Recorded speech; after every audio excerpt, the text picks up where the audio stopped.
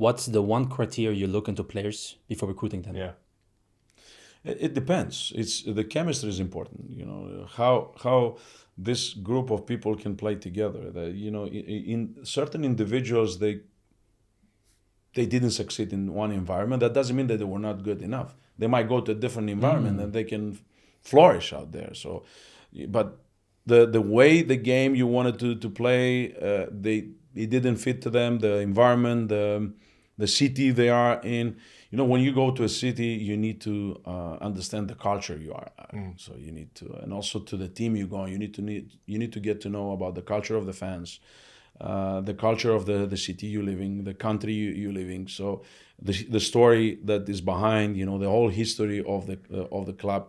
And there are many players that took a wrong decision or it didn't work with that team, but they go another team and it was great. That doesn't mean that the coach was not good, that couldn't use the player, or vice versa, the player was not good.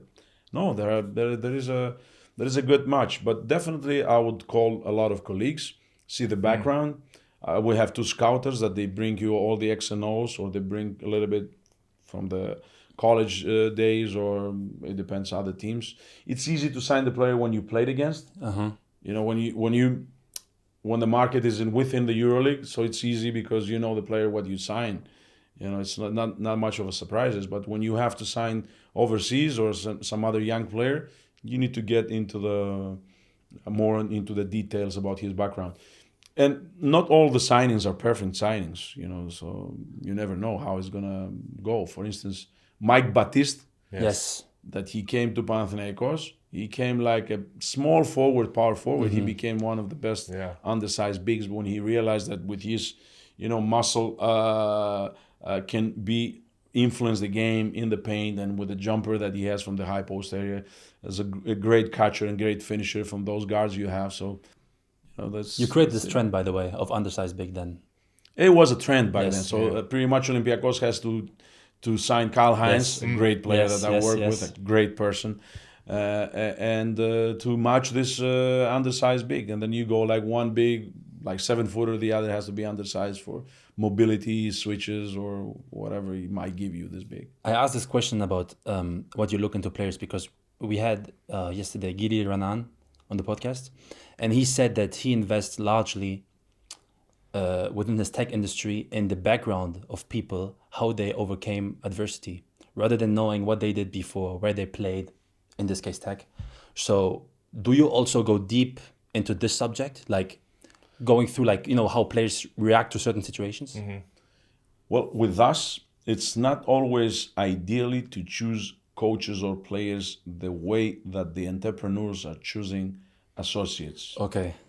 So it's also a little bit more of a complicated issue. First of all, you had a podcast with a great entrepreneur and a great person that he witnessed many adversities in his life. And then he's there where he is. God bless him and his family. So a living example for many of us, like also Ofer or Miki Malka, that they are the 3 owners. The 3 musketeers. Okay, you can say so. Nothing against. In our world, to sign the player, there is a lot of things that needs to be set up at the same time. It's the market value. You have the budget enough. If he's willing to come overseas, if he's coming from NBA, does he have a contract? Do you have to pay a buyout? Do you have other player in his position? What is his role? Can he have a good match with the coach and his system and the way he wants to coach the team? So there are. I'm not saying there are not familiar ways of changing your associates into the business world and basketball world. But at the end of the day, it's a little bit complicated. If I go over here now, we have had, and I have to say thank you openly and to the 3 of them. Yes. They invest great, and we've been, let's say, the adversities we faced in order to bring people while the war was happening. Yes. It was very challenging. Definitely. We don't have the same start, let's say, with Real Madrid or Barcelona or Panathinaikos, Olympiacos, or Fener and Efes, that they have that legacy that they have. So we are new, and people are having doubts. what kind of a project is this?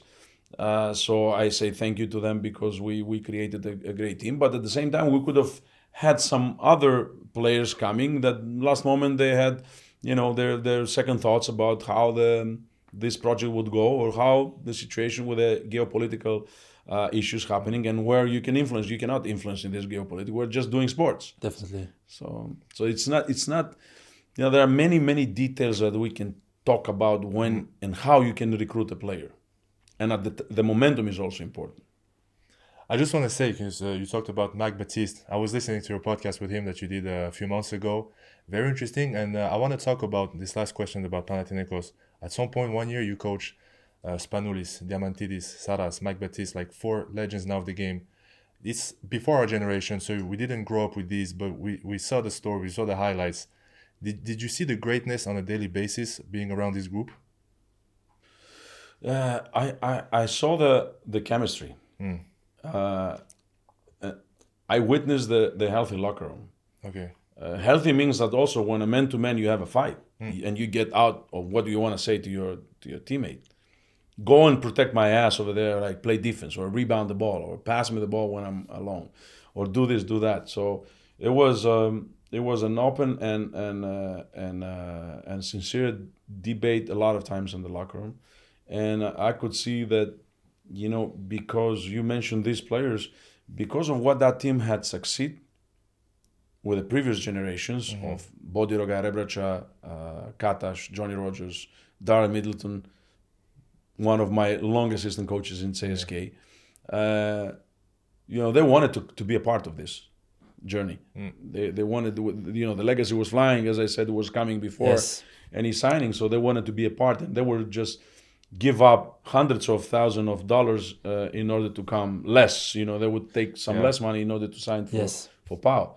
It's also, this is one of the part of where you're living. Athens and Greece is a great country to be at. Yes. So, this is also important because I witnessed that in CSK, like with 8 years, my tenure over there, 8 years. It was fantastic. But I would say last but not least in this topic, that I feel blessed and at the same time honored that I have worked with many great players. Recently, now on this Final Four in Abu Dhabi, EuroLeague had awarded the 25 grades. Yes. I think that from this 25, I have worked with 13 of them. So that's crazy. Unbelievable. So that's something that makes me proud.